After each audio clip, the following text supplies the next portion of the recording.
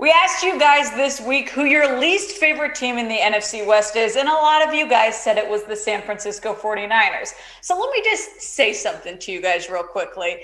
Here at Chat Sports, we have different teams doing different channels. Right now, the 49ers report, they're at 45,800 subscribers. Guys, our Seahawks channel is at 23.3 subscribers. Show your hate for the 49ers by subscribing to Seahawks Today. Let's go ahead, get our numbers up, and eventually beat the 49ers report.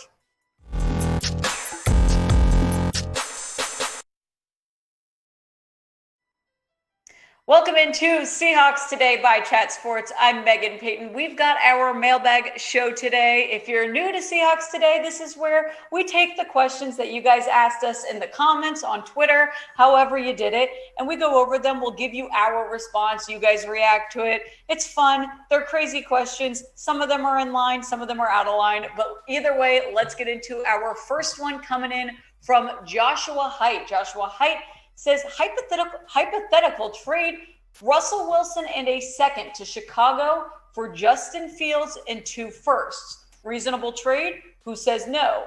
Why to both?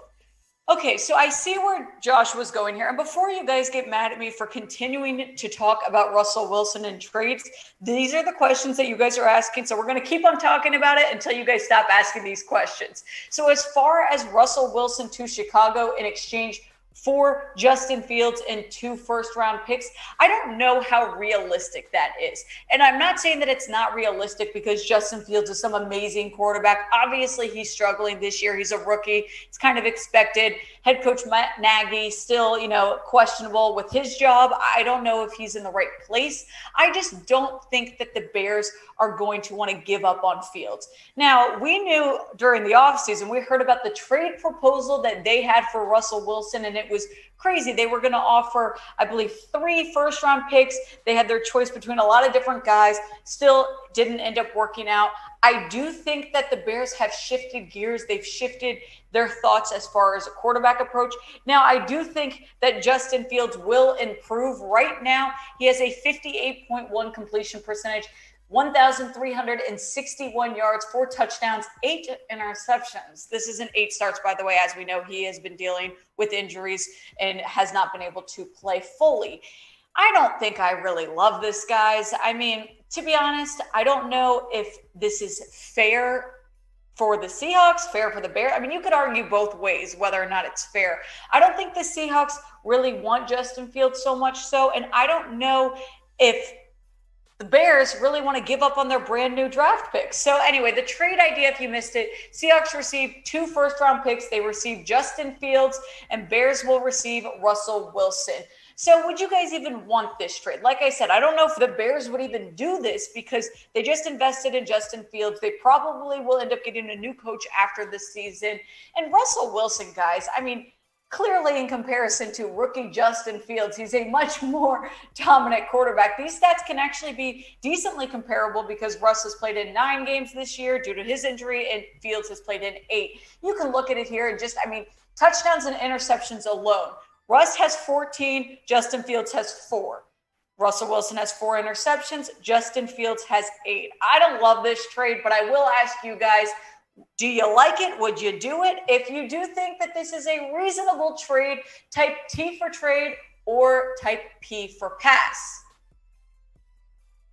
All right, a question I keep getting on my Twitter. By the way, before we get into this, I just want to let you guys know my Twitter is full of Saints fans. I'd love to get some more Seahawks fans up in there so it's not all Saints questions. Go follow me at Meghan Payton 7. Let's get some more Seahawks love in my Twitter account. But this one's coming in from a Saints fan, Jody Breeze at Houdat Nation. Is Russ coming to the Saints next year? Now, I'm going to answer Jody's question, but first, I'm going to tell you guys about what's going on in this current season. If you go to betUSchatsports.com/bet, this is the sports book that we use here at Chat Sports. So if you guys are going to be betting at all, you want to go check out chatsports.com/bet. You've got to use promo code Seahawks125. They're doing a fantastic deal where you would get 125% deposit money. So this is how you get free money, guys. You put up $100, it'll turn into 225.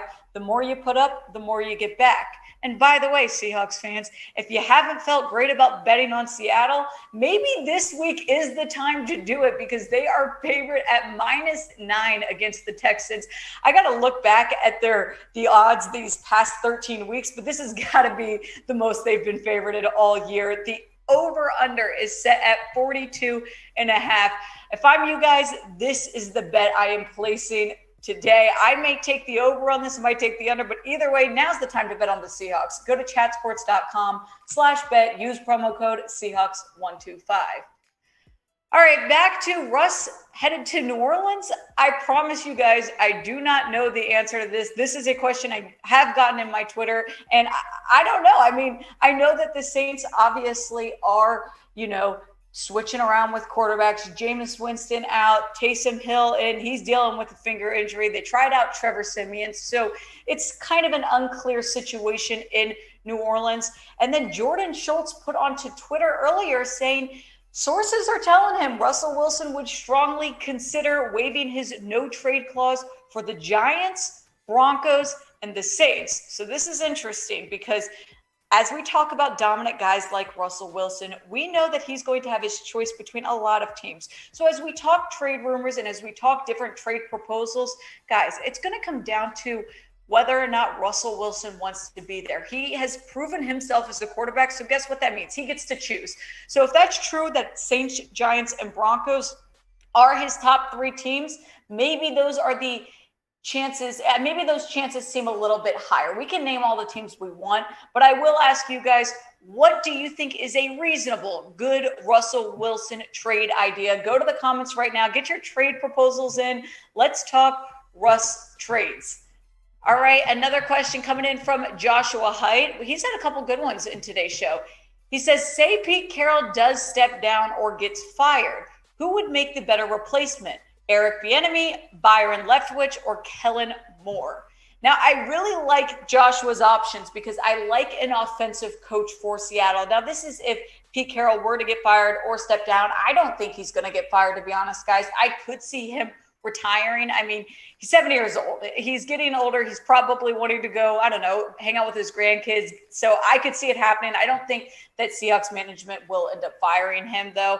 And I do like Joshua's ideas on offensive coaches. I think that, Seattle needs to rebuild. They need to shift some things around. And I think an offensive guy, especially if they are going to have Russell Wilson back on their roster next year, I think he would benefit a lot from an offensive-minded coach.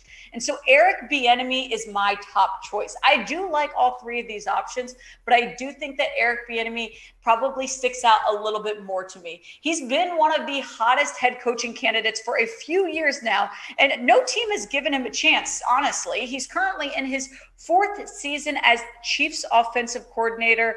It's kind of crazy that we haven't seen him as a head coach yet. I think that this is going to happen. Whether or not he lands in Seattle or he lands somewhere else, I do think that it's going to happen for him. And you know what? He's kind of confident that it's going to happen as well for him because he said in Raise a First, Take a Knee, that's a book that he was interviewed for.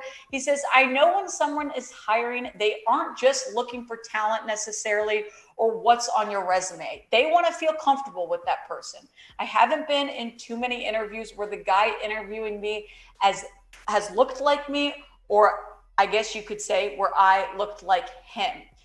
I think regardless, Bieniemy deserves a head coaching job. This is, it's definitely been a process that the NFL is trying to work through. I think Eric Bieniemy has proven himself. He's had a decent amount of head coaching interviews, and it hasn't worked out for him. I do believe he will end up somewhere. I think Seattle would be a good choice if Pete Carroll decides to leave or he does end up getting fired. I do like them bringing in an offensive guy. And clearly Eric Bieniemy has had a lot to do with Patrick Mahomes.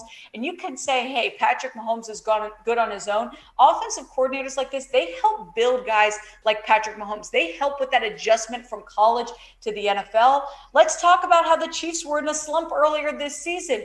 Bieniemy can be a guy that you can thank for the Chiefs now becoming what they are right now. I think that a lot of credit for the Chiefs' success is in Bieniemy's hand. I really would like him in Seattle if Pete Carroll is not sticking around.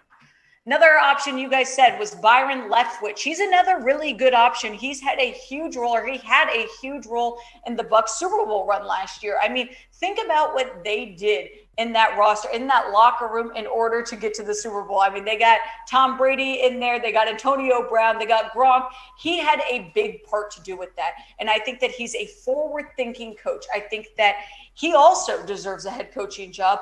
If you look at the Bucs offense in 2021, they averaged 31.4 points per game. He's in his third season as Bucs offensive coordinator. He played in the NFL from 2003 to 12. He's also, again, offensive coach. I think this would be a good fit for Seattle, but I still would choose, I think, Eric Bieniemy right now, but I would not be opposed to Byron Leftwich. And the last guy Joshua brought up was Kellen Moore, another really good option, another offensive mind coach.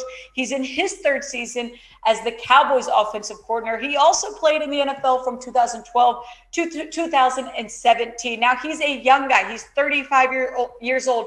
People are starting to compare him a little bit to Sean McVay. Now, that could just be simply because of their age and the fact that they both kind of started out young and have, grown very quickly in the league. I do think that he still has a lot more to learn. But again, people said that about McVay, and he's shown to be pretty successful. So I think Kellen Moore could be another good option for Seattle. But let me ask you guys, if Pete Carroll is leaving Seattle, out of these three options, who would you want to replace him? If you like Eric Bieniemy, type EB. If you're taking Byron Leftwich, take BL, or Kellen Moore, type KM.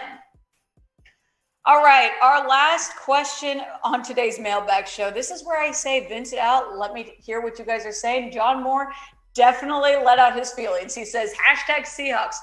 When will any sports owner realize you can't suck to get key players? All the Mariners leave for New York, and Wilson may be leaving for the Big Easy. My question is, why do we even compete in pro sports when we can't even think straight on getting players who actually love the game and not the money?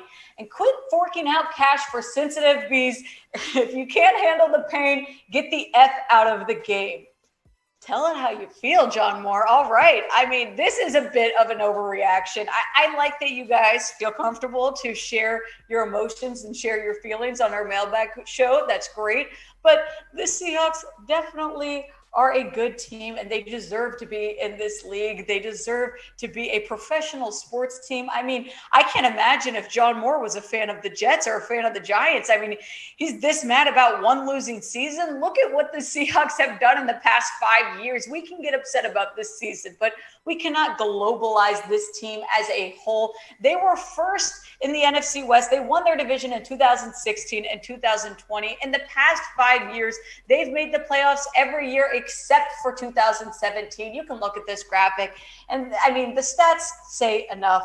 This Seahawks team is a good team. They're struggling this year, and that's going to happen. It's the NFL. You can't expect every year to go your way. And as far as the money aspect, I understand what you're saying, but it's unrealistic to say that the guys don't care about the money. I think all players, or most players, love the game, but they also love the money. Come on, it's the NFL. They care about both. I'm telling you, if you don't love this game, you're not going to last long in it. You've seen how difficult, how strenuous their schedule is, what it does to their bodies. There's no way you can stay in the NFL for more than, I'd say, a season if you didn't have some love and passion for this game. And obviously the money helps out as well. And guys, I understand your frustration to the Seahawks right now. I understand you guys might be feeling a little down on the team, but we here at Seahawks Today are going to keep providing you guys with content. This is why we are different than the national media companies. We promise we're not giving up on your team. We'll talk draft. We'll talk Russell Wilson. We'll talk about whatever you want to talk about. So make sure you are subscribed to our channel. That's youtube.com/Seahawks TV. Click the big red button. Let us know also whatever you guys want to talk about in the comments.